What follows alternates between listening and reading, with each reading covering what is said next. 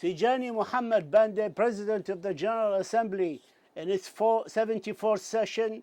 Welcome to Al Arabiya, sir. Thank you very much. Thank you for having me.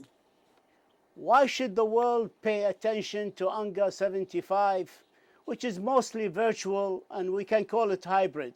It's very important, in particular, to listen to heads of state and government, especially in this 75th anniversary year of the United Nations. The pandemic has also added urgency to listening to world leaders as they do two things. One has been well known, which is how they read the situation of the world and what they think their contributions should be to solving those problems they identify as leaders of the various countries that are member states of the United Nations. The second urgent matter is because of the pandemic and what disruptions it has brought to all of us. What are they doing particularly to deal with the moment, but even more importantly, to work harder to mitigate the fallout of the pandemic and to build back better? This is extremely important. That's why whether they are physically in New York or wherever they're located, as authorities who should speak on behalf of their countries, we need to listen to them very carefully to also see how they are able to talk together in crafting a vision for the world. So the UNGA 75 is as important as any UNGA because it is the authority of heads of state and government that we want to know what it is that they are thinking about the world and what they want us to do together. We understand, sir, from talking to various ambassadors that your negotiation skills and working in partnership with all member states, enabled you to overcome many obstacles in your 11 months as President of the United Nations General Assembly.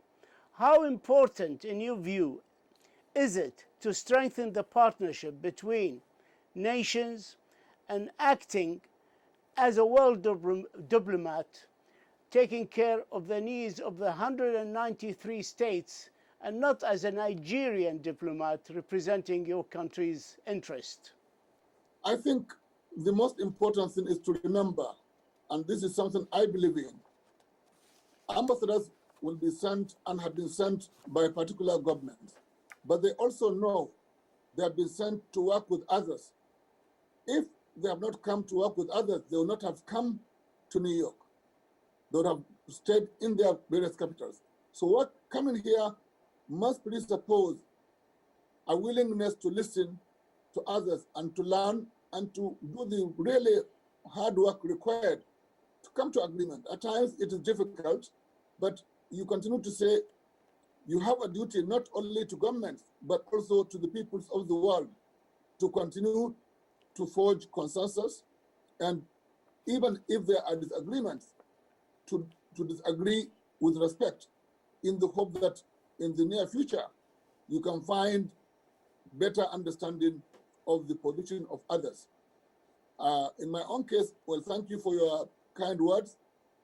I don't think anybody should have an option as president, but to continue to do the really necessary work to get delegations to come closer when the negotiations go on. I must also really thank colleagues who are permanent representatives of their various countries for their support to the presidency.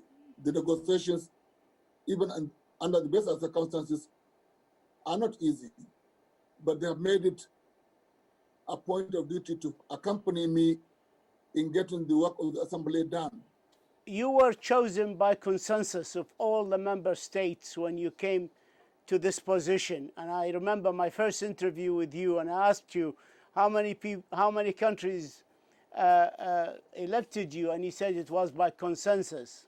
However, my question to you, sir, should any president of the General Assembly does not enjoy the confidence of the whole membership of the General Assembly, should they still continue to work or resign and let somebody else who enjoy the confidence of all member states to enable him to carry the duties of the President of the General Assembly? Well, I think it must be looked at from the standpoint of the law and of the confidence of the membership. This is a body of equal members. Now, if 3 out of 193 countries have objections, should they override the remaining? I think no. But what is important is for the entire assembly, whether they like the president or not, to resolve to give everyone his right or to, as a country, or its right as a country to say what it needs to say. And nobody should, there can be no discrimination. Whether you support or do not support the president, what is important is that the assembly must continue to be even-handed. This is what is important. It's not a matter of liking or not liking. It's a matter of trust and confidence. And if they don't have confidence, they will delay and they will disrupt the work of the General Assembly because of the lack of trust and confidence, regardless of the reason. Don't you agree that he must enjoy the confidence and the trust of the membership? It's not a matter of liking.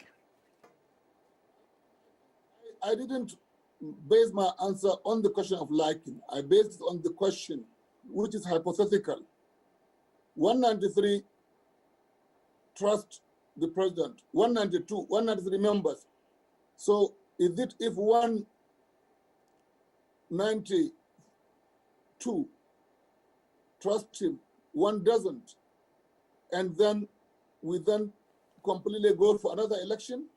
That is the whole question of we can have, it's just like a national government. If a president gets 99%, which is almost impossible, if he does get 99% support, will the 1% that has objections overrule the trust others have? I think that is the issue.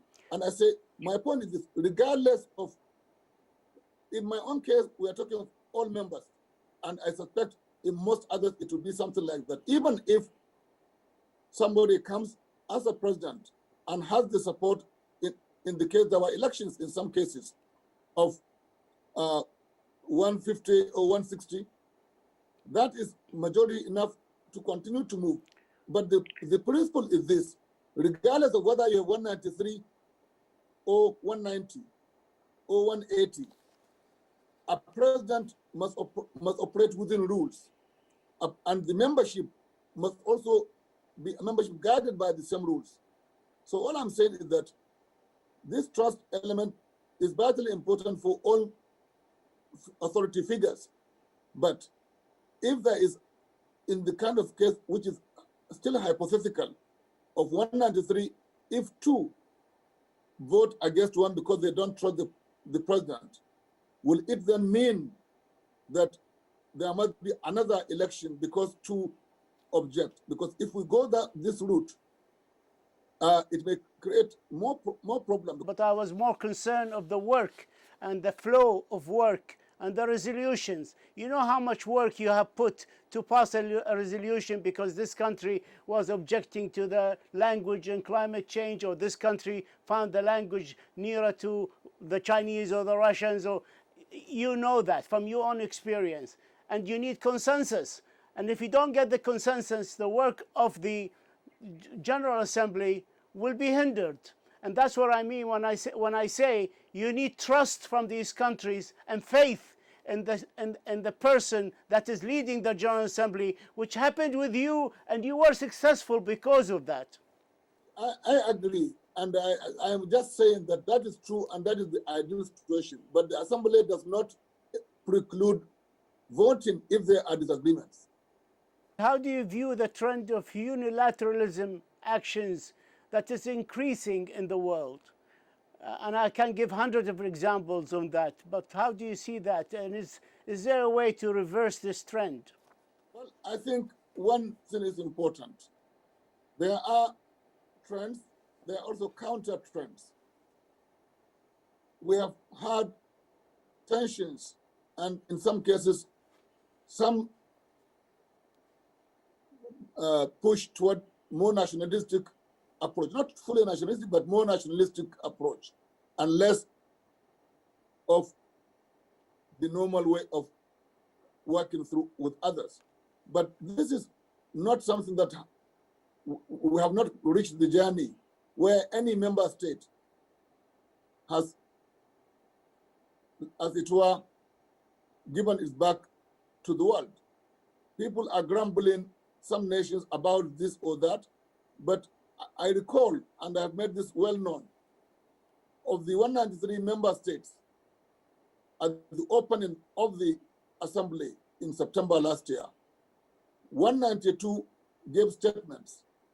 They did so because this forum is important and it is the preeminent multilateral forum.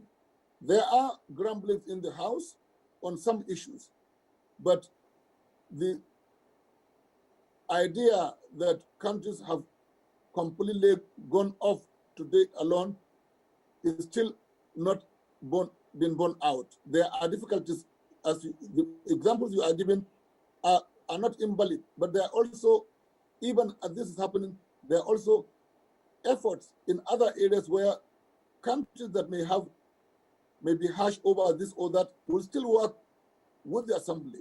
Is the goal of the GA to create a nuclear-free world? Is it really even realistic? It is an aspiration that we should continue to work for. In the name of peace, no effort is wasted and we do not give up. Weapons of mass destruction, in terms of their destruction, have been, from the very beginning of the United Nations, have been a goal, and is a goal we continue to push, because the issue concerning weapons of mass destruction, not only the cost to produce them in relation to the needs, real needs of human beings, but in terms of the destabilization they can cause. But this is something that is not easy, but the discussion has been going on, and it is every plank of weapons of mass destruction. Some progress has been made relating to whether chemical weapons or nuclear weapons, whatever they are, and new technologies, of course, that are emerging that we must also worry about, that were unknown to framers of the Charter 75 years ago, need to also be taken on board relating to how they connect to peace and stability of the world. Time caught up with us, and we understand that you are leaving us at the GA, but staying with us in New York as an ambassador to Nigeria, to the United Nations. General Assembly President in its 74th session, Tijjani Muhammad-Bande, we thank you, sir, for your service to the world community during the last year. And we also thank your communication department led by the capable Rima Baza. And we thank you also for this exclusive interview, wishing you all the very best for the future, sir. Thank you. Well, I thank you for the work you do to connect us to the world and the issues that are urgent for people.